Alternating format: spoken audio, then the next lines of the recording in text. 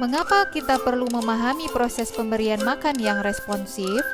Karena proses makan seharusnya menjadi proses yang menyenangkan bagi anak. Karena proses ini tidak hanya untuk memenuhi asupan gizi bagi fisik anak, tetapi juga dapat menjadi proses belajar menstimulasi perkembangan anak.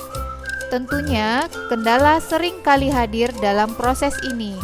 Dengan memahami topik ini, diharapkan Bapak Ibu mampu memahami proses makan anak dan apa yang harus dilakukan saat mengalami kendala-kendala dalam proses makan ini. Pertanyaan yang paling sering muncul adalah, bagaimana jika anak saya sulit makan?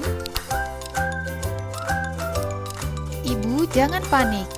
Konsumsi makanan yang kurang dari hari ini dapat ditambahkan pada hari lain ketika anak mau makan. Ibu perlu mengenali tanda-tanda anak jika lapar. Kemudian, beri makan anak pada kondisi yang tenang, tidak banyak gangguan yang menyebabkan anak tidak mau menghabiskan makanannya. Berikan kontak mata dan bicaralah dengan anak saat memberinya makan. Beri makan anak dengan sabar, tidak terburu-buru, dan jangan dipaksa. Hentikan pemberian makan jika anak marah atau menolak makan sampai 15 menit.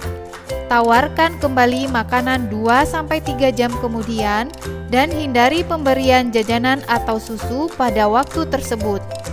Jangan lupa berikan variasi makanan yang berbeda, baik jenis rasa dan tekstur makanan. Dan kenali tahapan usia anak dalam kesiapan untuk makan.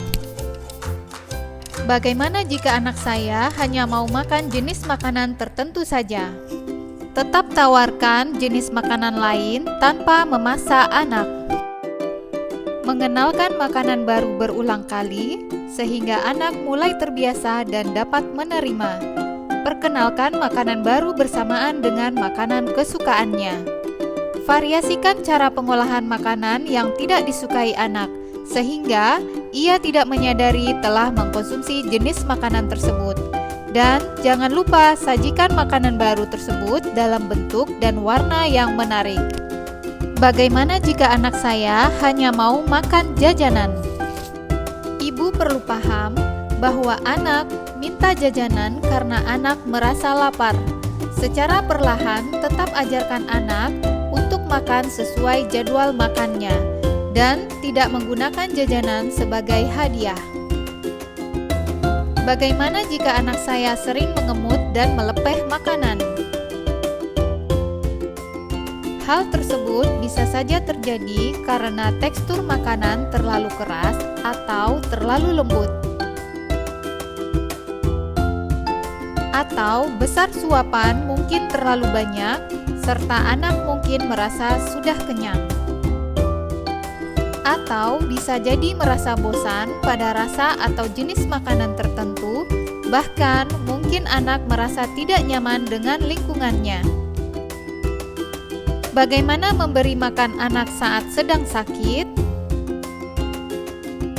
Bujuklah anak, suapi dengan kesabaran.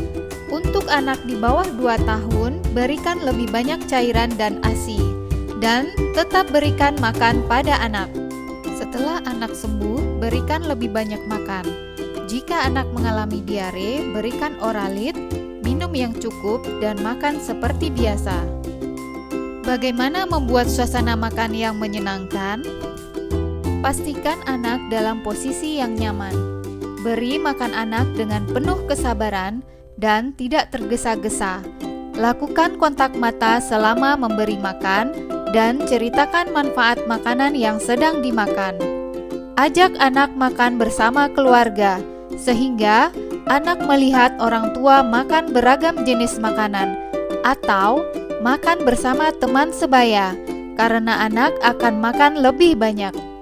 Gunakan peralatan makan dengan gambar dan warna menarik, serta libatkan anak saat persiapan makanan. Ternyata, menurut hasil penelitian menunjukkan bahwa anak usia 4-5 tahun di Kabupaten Bangka mengalami kurang gizi besi, kalsium, seng, vitamin A, vitamin B1, vitamin B2, vitamin B3, folat, vitamin B12, dan vitamin C. Apa yang bisa Bapak Ibu lakukan? Tingkatkan konsumsi protein hewani berupa ikan dan hati ayam serta sayuran hijau daun. Berikan lempah darat sebagai pilihan menu makanan. Berikut ini adalah panduan gizi seimbang berbasis pangan lokal untuk anak usia 4-5 tahun. Berikan makanan keluarga dan dimasak seperti biasa.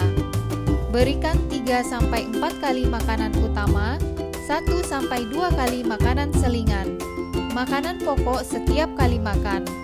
Berikan protein hewani 2-3 kali sehari berupa ikan 1-2 kali sehari, hati ayam 3 kali seminggu, dan berikan protein nabati 1-2 kali sehari.